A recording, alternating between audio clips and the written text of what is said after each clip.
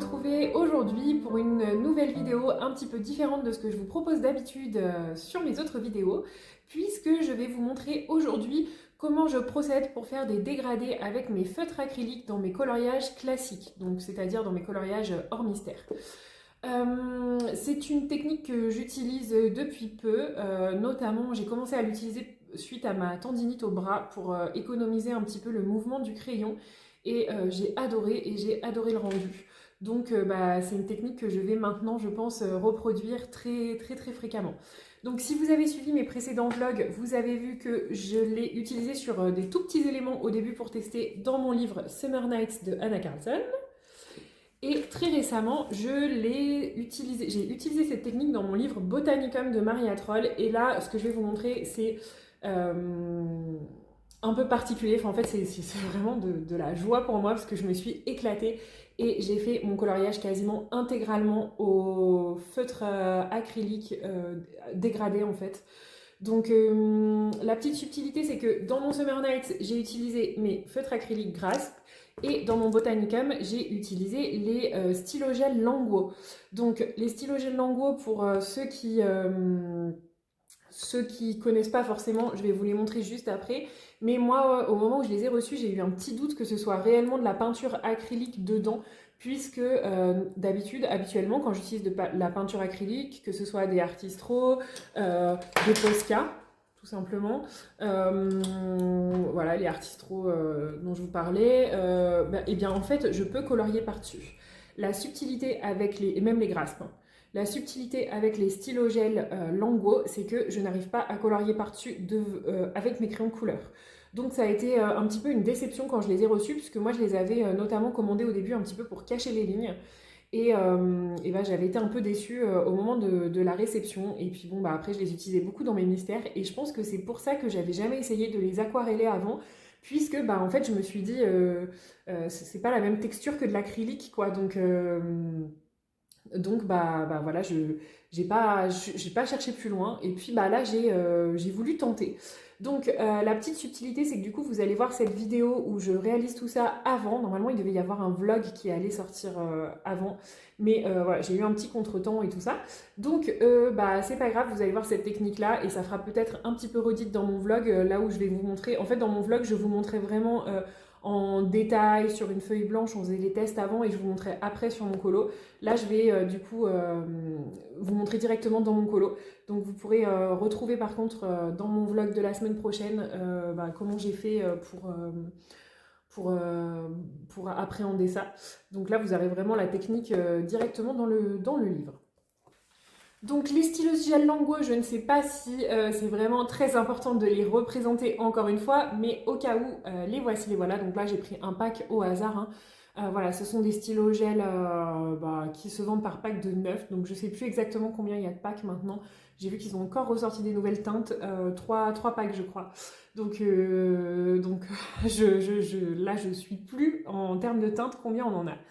Par contre, ce qui est très intéressant pour moi, à la différence des feutres acryliques Grasp ou Guangna par exemple, c'est que vous avez une mine très précise. Donc là, vous la voyez bien. Et donc une mine aiguille finalement, ce qui moi m'intéresse énormément pour aller dans mes coloriages classiques, donc hors mystère, puisque pour faire des détails, c'est hyper intéressant quoi. Donc trêve de blablatage, je vais vous montrer un petit peu ce que ça donne et puis après je vous laisserai avec les rushs que j'ai filmés plan bureau. Donc là on va passer très rapidement du coup sur mon Summer Nights de Anna Karlzon parce que je vous l'ai déjà montré dans le vlog précédent. Donc c'est juste pour vous montrer, là c'était mon tout premier test avec mes feutres Grasp et donc j'ai fait les plantes rouges, voilà, les algues rouges que vous voyez ici. Voilà, donc celles-ci ont été toutes réalisées avec les feutres acryliques Grasp. Et après, je viens réombrer en fait avec des crayons de couleur par-dessus. Et ici, notamment, mon drawing. Voilà. Donc, j'ai commencé par ça. Et ensuite, pour continuer à économiser un petit peu mon bras, hein, à la base, j'ai voulu continuer dans mon Botanicum. Et donc, dans mon Botanicum, je suis en train, parce qu'il n'est pas tout à fait fini. Donc là, déjà, vous allez le voir, presque fini. Pas tout à fait, mais il manquera presque plus grand-chose, hein. Donc voilà, je suis en train de réaliser ce coloriage-là dans mon livre Botanicum. Et donc là, Vous avez, si je vous fais un petit récap un peu de ce que j'ai utilisé, le fond, ce sont des Crélira Aquacolor. Donc le fond orangé et jaune là, ça c'est de l'aquarellable. Et tout le reste, hormis la peau de la petite fille, donc c'est-à-dire juste son bras, sa petite jambe et son visage, tout le reste, ce n'est que des feutres langueux aquarellés, dégradés en fait. Et donc là, bah, en fait, je suis super contente parce que vous verrez ça dans le prochain vlog ou même dans le précédent si vous voulez voir. Ces feuilles-là, par exemple, avaient beaucoup plus de détails. Et donc, du coup, ça me permet de travailler ça beaucoup plus rapidement. Enfin, en fait, j'ai pu cacher des lignes et faire des feuilles beaucoup moins chargées. Et en fait, ça a été hyper rapide, hyper facile à faire et surtout, ça a beaucoup économisé mon bras. Donc, je suis vraiment ravie. Donc là, vous avez, ici, j'ai pris 4 couleurs, me semble-t-il, de vert. Ici, pour les murs, donc là, vous les verrez, vous les voyez pas bien, je pense que vous verrez mieux dans le prochain vlog. J'ai utilisé 3 teintes, dont des teintes violet, rose, pourpre un petit peu. Ici, j'ai utilisé 4-5 teintes peut-être même, me semble-t-il, pour faire les petites fleurs de mur. Et pour sa robe, j'avais choisi 4 teintes, mais je crois que j'en ai utilisé finalement que 3, me semble-t-il. Voilà. Donc là, je vous fais une intro parce que du coup, j'avais pas prévu l'intro puisque normalement, cette partie-là devait être dans un vlog et donc c'est là que j'ai décidé de séparer en deux puisque mes explications duraient 40 minutes et mon vlog, le reste de mon vlog, 40 minutes. Donc je voulais pas faire une vidéo d'1 h 30. Donc c'est volontairement que j'ai décidé de dissocier ça et de vous mettre ma façon de faire directement dans le Botanicum dans cette vidéo. Et la semaine prochaine, vous verrez du coup dans le vlog un petit peu la découverte de la technique, de comment j'ai patouillé pour en arriver jusqu'ici. Voilà, donc c'est un peu, il faudra prendre un peu les choses à l'envers, mais bon, je pense que vous avez compris le principe et l'idée. Donc là, il me reste vraiment plus grand chose, les ailes et la petite chenille. Là, honnêtement, je sais pas si je vais y aller au feutre acrylique ou au stylo gel Lango, puisque bon, voilà, il me reste pas grand chose à faire, donc je vais voir. Mais voilà. Donc là, ce que vous allez voir sur les rushs, ce sont uniquement les feuilles, hein, le reste n'était pas encore colorié. Mais si ça vous intéresse plus tard, je pourrais éventuellement vous refaire d'autres vidéos sur comment colorier d'autres éléments que les feuilles avec ces fameux stylos gel. Voilà, trêve de blabla, je vous laisse tout de suite avec le rush qui vous présente comment j'ai fait tout ça. Ciao ciao! Commencer mes petites feuilles réalisées au stylo gel Languo. On voit pas très bien, hein, la lumière c'est pas terrible, c'est beaucoup moins blanc que ce que vous voyez à la caméra en réalité. Je vais essayer d'allumer. Je sais pas si c'est mieux, mais en fait, le but, c'était juste de pouvoir vous montrer un petit peu comment je réalise ces feuilles. Hier, je vous ai montré comment je procédais avec mes feutres Grasp pour faire mon petit dégradé là dans mes feuilles. Aujourd'hui, je vais vous montrer comment je procède avec mes stylos gel Languo. Donc, j'ai choisi, alors je vais peut-être un peu trop zoomer là dès le début, je vais vous montrer quand même. J'ai choisi un vert très foncé, un peu moins foncé, mais toujours un petit peu foncé, un bien plus clair et un qui tire presque sur le blanc, presque, hein, j'ai bien dit presque. Mais il faut que ça reste quand même un peu vert, parce que sinon moi je trouve que ça fait une démarcation trop franche, bien plus franche qu'au crayon. Voilà, donc comme vous le voyez, je suis partie sur des teintes un petit peu désaturées. Voilà. Et puis, ce que je vous propose, c'est que je vous montre tout de suite comment j'ai réalisé ça. Alors, pour ça, vous avez besoin donc de vos stylos gel Lango, d'une petite chiffonnette et de votre pinceau à réservoir d'eau. Donc moi, j'ai pris la taille fine en sachant que j'ai pris mon vieux, pas le neuf du coup, pour voilà, pour pas risquer d'abîmer mon pinceau tout neuf. Et puis, c'est parti, je vais vous montrer. Alors, ce que je vous conseille de faire, c'est déjà de prendre votre chiffonnette, d'ouvrir votre pinceau réservoir d'eau et d'ouvrir tous vos stylos gel pour les avoir sous la main. Donc là, je le fais en direct, je ne redézoome pas pour vous montrer cette partie-là, puisque c'est pas très intéressant. Voilà. Et donc, ce que je vais faire, c'est que je vais travailler là hyper rapidement. Donc là, j'ai décidé que les feuilles étaient un peu trop détaillées pour moi. Donc, je me suis dit que j'allais partir sur des sections, du coup, de deux, vous voyez, comment dire, de 2 zones. Je sais pas si c'est très clair, mais bon, vous me comprenez. Et donc, en fait, j'y vais sur ces sections-là de 2 zones pour qu'il y ait quand même un peu moins de surface à faire. Et donc, ce que je fais, c'est que je commence simplement à mettre mon stylo gel Lango le plus foncé. Je viens travailler avec le un peu plus clair, avec la couleur encore un peu plus claire intermédiaire et je viens finir avec, alors là forcément il n'a pas voulu couler, ça arrive, avec la couleur la plus claire. Et une fois que je suis ici, pour adoucir la transition, je viens terminer et travailler au pinceau à réservoir d'eau. Alors vous voyez, c'est vraiment une technique très simple. Juste, il faut bien faire attention de ne pas faire deux sections qui se touchent parce que avant que ça ait séché, pour pas... Enfin moi je le fais comme ça en tout cas parce que pour pas risquer de venir dedans. Après je pense que peut-être ça dérange pas trop si vous faites attention. Moi je préfère faire comme ça parce que j'aime mieux voilà, faire sécher une section avant de revenir travailler la suivante. Et donc voilà, vous voyez en fait je mets très simplement l'encre, enfin le stylo gel Languo et je viens retravailler avec mon pinceau à réservoir d'eau. Donc c'est pour ça que je tiens mes feutres ouverts parce qu'il faut quand même y aller assez rapidement, je dirais. Donc là, vous voyez, je pense que j'ai pas assez de matière qui a coulé. C'est pas grave, si vous avez envie, si ça vous paraît pas assez foncé, vous pouvez tout à fait revenir faire une deuxième couche après par-dessus, en sachant que ce sera juste un peu plus difficile d'appliquer votre stylo gel par rapport à la première fois. Ah, je viens de me rendre compte que vous voyez rien en fait avec la lumière. On va recommencer sans lumière. Du coup, vous n'avez pas du tout les vraies teintes à la caméra. C'est pas très grave, c'est juste pour que vous voyez la technique en fait. Écoutez, je vais essayer de faire une autre section comme ça et puis on va voir ce que ça donne. Donc, c'est parti. Donc, vous voyez, je réfléchis pas tellement en fait, je mets juste mon stylo gel. Et donc, utiliser cette technique, en fait, ça fatigue déjà beaucoup moins mon bras. Et puis, ça peut être bien plus simple que de le faire au crayon. Si vous êtes un petit peu de la team comme moi, où vous avez tendance à faire 3 couches, moi, je sais très bien que si je le fais là, comment dire, si je le fais là, en fait, au crayon, ça va me prendre beaucoup plus de temps parce que je vais vouloir que ce soit parfait, je vais refaire des couches, alors que là, en une ou deux couches, quand c'est pas comme vous le voulez, vous arrivez à avoir un effet super sympa, quoi. Après, ça ressemble un peu à du crayon aquarellable, hein, finalement, mais vous voyez, là, j'ai peut-être un peu trop aquarellé. On reviendra retoucher après si besoin. Mais en fait, ce que j'aime bien, c'est que ça donne cet aspect un petit peu finition peinture. Donc, ça me plaît beaucoup. Voilà. Donc, je continue à vous montrer. Hop.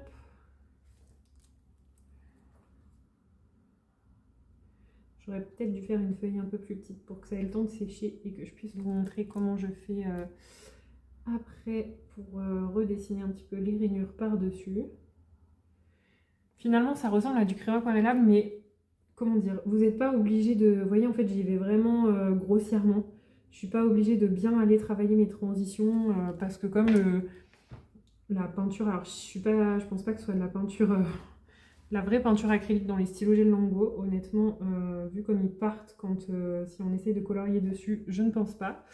Mais voilà quoi, en fait, c'est juste que vous avez une finition, un rendu un peu peinture. Et donc en fait, comme la peinture est sèche, c'est un peu plus facile à... Comme la peinture est pas sèche, justement, c'est un peu plus facile de travailler les transitions que si vous devez y aller au crayon aquarellable. Et puis du coup, voilà, pour moi, en fait, c'était aussi la possibilité d'épargner un peu mon bras de ce mouvement de crayon qui peut, voilà, faire très mal. Donc bon voilà, je ne sais pas si ça plaira à plein de personnes, il y en a très certainement d'autres qui préfèrent privilégier le crayon de couleur pour ce genre de technique. Voilà, là comme je vous disais, c'est vraiment... Ah mince, je me suis trompée de couleur, bon, c'est pas grave, je reviens travailler par-dessus. C'est vraiment... Voilà, la méthode de la flemme en fait. Donc là, sur les feuilles que vous avez vues de loin, il y en a que j'ai même pas retouché. Voilà, j'ai fait juste une couche et en fait, ça se suffit largement. Donc vous voyez là, sur ce que je viens de faire, ici, il va falloir que je fasse une deuxième couche. Ici, finalement, non. Après, je peux même revenir... voilà. Ouais. Du coup, ça va renlever mon pigment et on reverra peut-être la ligne. Donc là, à ce moment-là, je reviendrai travailler. Mais ici, finalement, ça va presque assez bien. Après, une fois que votre feuille est complétée, vous vous rendez vite compte de s'il y a besoin de revenir faire des couches et si oui, où en fait. Parce qu'une fois que la feuille est terminée, bah, vous avez un rendu plus harmonieux, comment dire. Vous vous rendez vite compte au niveau de l'harmonie quand la feuille est terminée, s'il y a besoin de refaire une couche, de remettre un tout petit peu. Et donc même ce que j'ai fait, je vais vous montrer après.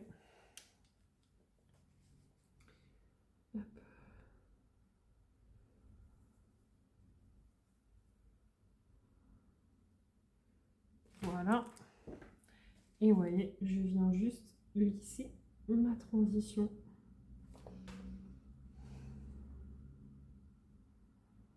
Alors j'ai toujours l'impression que quand on le fait en vidéo, c'est beaucoup plus dur, du coup que mon rendu est beaucoup plus cata. Mais je pense que c'est toujours un peu impressionnant quand on le tourne en vidéo. Écoutez, on verra après. C'est juste moi qu'il va falloir que j'arrive à positionner ma tête pas en plein milieu. Du coup, en plus, j'ai choisi une grosse feuille. J'aurais peut-être dû choisir une plus petite pour que vous puissiez voir l'intégralité de la feuille.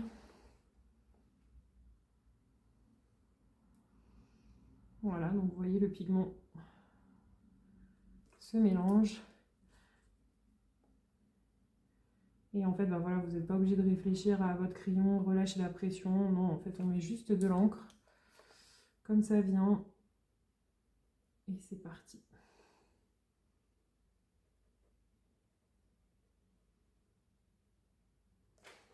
Hop.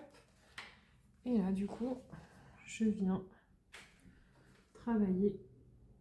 Ah ouais, comme je suis obligée de décaler ma tête, j'ai débordé. Voilà, ma petite transition.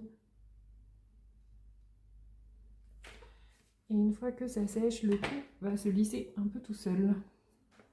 Donc là, je vais vous montrer comment je procède du coup sur une section où le reste a déjà été fait. Alors c'est pas facile, je peux pas mettre ma tête avec la lumière comme je viens de la positionner.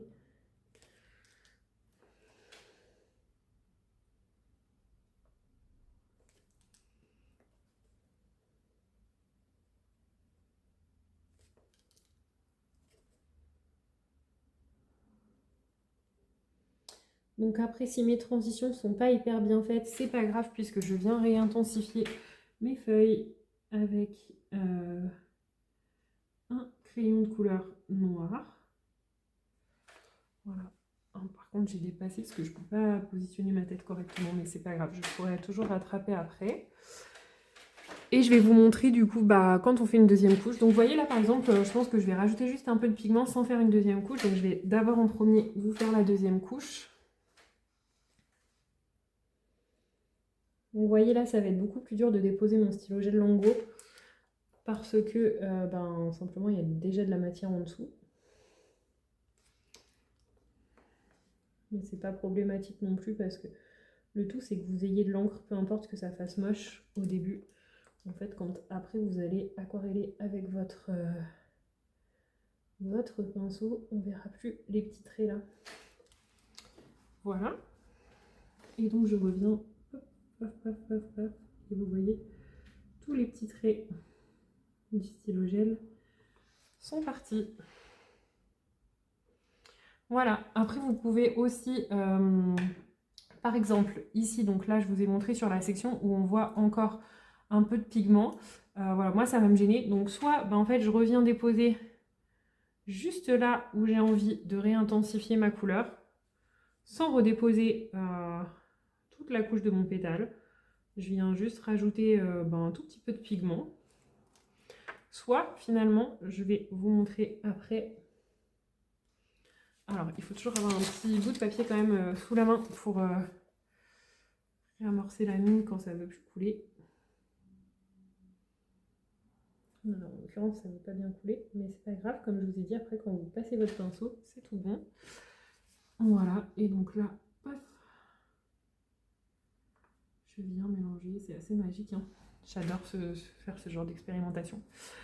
Du coup, qu'est-ce que je vous disais? Oui, alors ce que j'ai testé aussi, alors je vais essayer de vous montrer sur la petite feuille. Vous voyez, je vais essayer de venir rajouter un tout petit peu de pigment ici, là où on voit la petite ligne. Et donc ce que j'ai testé aussi, c'est de mettre de l'encre de mon stylo gel Longwo. Je viens prendre cette espèce d'encre de peinture, de je ne sais quoi, tout de suite avec mon pinceau réservoir. Et je viens redéposer par-dessus. Donc après, on verra si j'ai remis assez ou pas de pigment à cet endroit-là. Ce que vous pouvez faire, donc après, vous le voyez ici sur cette feuille-là, pour intensifier les zones, j'ai simplement pris un polychromos noir. Voilà, c'est celui-là, le polychromos. Oui, je sais même plus. J'ai simplement pris un polychromos noir très bien taillé et donc je suis venue redessiner tout doucement mes petites rainures. J'ai fait voilà, les démarcations des petites zones là de fleurs et après vous pouvez même venir avec un drawing légèrement, vous voyez, venir ombrer un peu plus. Alors là je vois pas ce que je fais donc j'ai peur d'y aller un peu beaucoup fort et que ça fasse trop noir, mais en fait vous pouvez revenir largement juste ombrer un peu par dessus.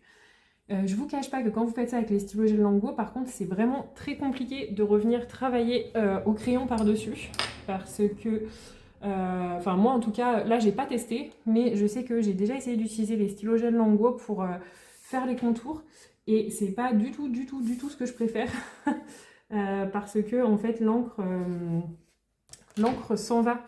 C'est pas comme du Posca où avec le Posca en fait j'arrive à colorier par dessus. Je le fais d'ailleurs très souvent pour mes portraits. Je pense que vous l'avez déjà vu en vlog quelques fois, où je repasse le contour de mes portraits en fait avec un Posca blanc avant de le commencer pour cacher les lignes. Avec les stylos gel Longwo, c'est pas possible. C'est-à-dire que si vous faites ça, quand vous venez colorier par-dessus, rien que par-dessus la ligne du contour, en fait, vous avez le pigment qui s'arrache. Donc voilà, donc c'est pas terrible avec ces stylos gel là. Voilà, donc après je vous montre quand même sur cette zone là qu'on a fait ensemble. Hop. Si vous avez l'impression qu'il n'y a pas assez d'espace de zone de lumière, vous pouvez tout à fait revenir travailler. Là vous voyez par exemple je vois aussi que ma transition n'est pas bien faite. Je reviens tout doucement.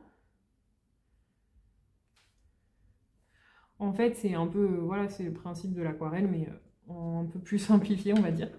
Et donc du coup c'est dommage parce que j'ai tout remouillé mais je voulais vous montrer. Et donc en fait avec mon crayon après je viens simplement, vous voyez, donc là je vais pas le faire, j'ai pas fait l'autre côté, mais avec mon polychromos, je viens simplement refaire la rainure. Je vais le faire ici par exemple. Je viens redessiner et en fait juste intensifier les zones d'ombre. Et donc après bon, j'espère que c'est sec. Je vais venir le faire, c'est pas bien sec. Je vais venir le faire sur la zone après ici aussi et après vous avez ce petit rendu de feuilles plutôt sympa et plutôt rapide à réaliser parce que voilà, je sais qu'il y en a qui quand vous coloriez à l'appui c'est sûrement très rapide à faire. Après vous cachez pas les lignes au milieu là qui peuvent être un peu plus gênantes. Moi c'était vraiment pour faire des feuilles plus aérées parce que là il y avait vraiment trop de lignes pour moi, mais voilà, en tout cas si vous coloriez à la pluie, peut-être que vous ne gagnez pas tellement de temps en faisant ça, mais en tout cas, moi, ça me permet d'une, de gagner beaucoup de temps, parce que sinon, je sais que ça me prendrait très longtemps de faire section par section. Deux, ça me permet, moi, là, pour le coup, d'économiser mon bras. Trois, ça me permet de ne pas réfléchir, en fait, je pose mes couleurs et paf, paf, paf, je viens tamponner juste pour les mélanger. Donc, vraiment très détente. Et puis, voilà. Donc je vais dézoomer pour vous remontrer peut-être avec une meilleure lumière le rendu des feuilles à la caméra. Hop. Alors, je vais essayer d'approcher, donc je ne sais pas si vous verrez bien la lumière. Voilà le rendu. Alors vous ne voyez pas exactement la vraie teinte, mais voilà le rendu une fois les feuilles terminées. Et donc pareil, comme là je suis venue retravailler avec mon drawing noir, si à un moment donné j'ai une section qui me paraît pas assez éclaircie, par exemple vous voyez ici, on peut avoir l'impression que cette section est pas assez éclaircie par rapport aux autres, je viens avec mon drawing blanc et donc de la même façon, paf, je vais en remettre un peu. Donc voilà. Et donc là j'ai rééclairci un tout petit peu ma zone. Voilà. Voilà pour un petit peu comment je procède quand je travaille au feutre acrylique. Donc vraiment, rien de très sorcier, rien de très compliqué, mais en tout cas, pour moi, une simplification de la technique et surtout une préservation de mon bras en ce moment. Eh bien, j'espère que ce petit moment tuto, en tout cas ce petit moment colo, vous aura plu.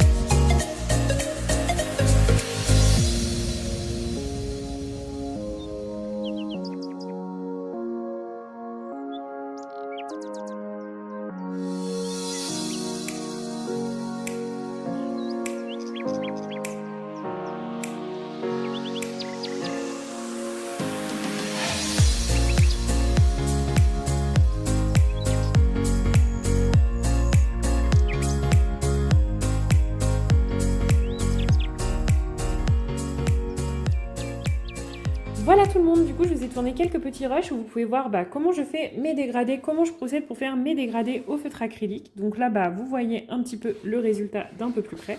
Donc ici vous avez vu, je n'ai pas pu terminer, en fait ici j'ai fait mes ombrages mais je ne les ai pas encore fait sur cette feuille là, ça va venir, c'était juste pas très bien sec. Et donc voilà, vous pouvez un petit peu voir le rendu.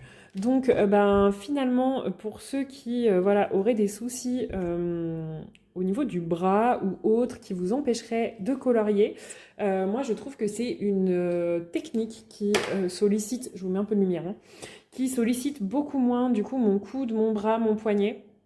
Ça m'aide beaucoup, en tout cas dans cette période où je ne peux pas colorier comme je voudrais avec des crayons de couleur.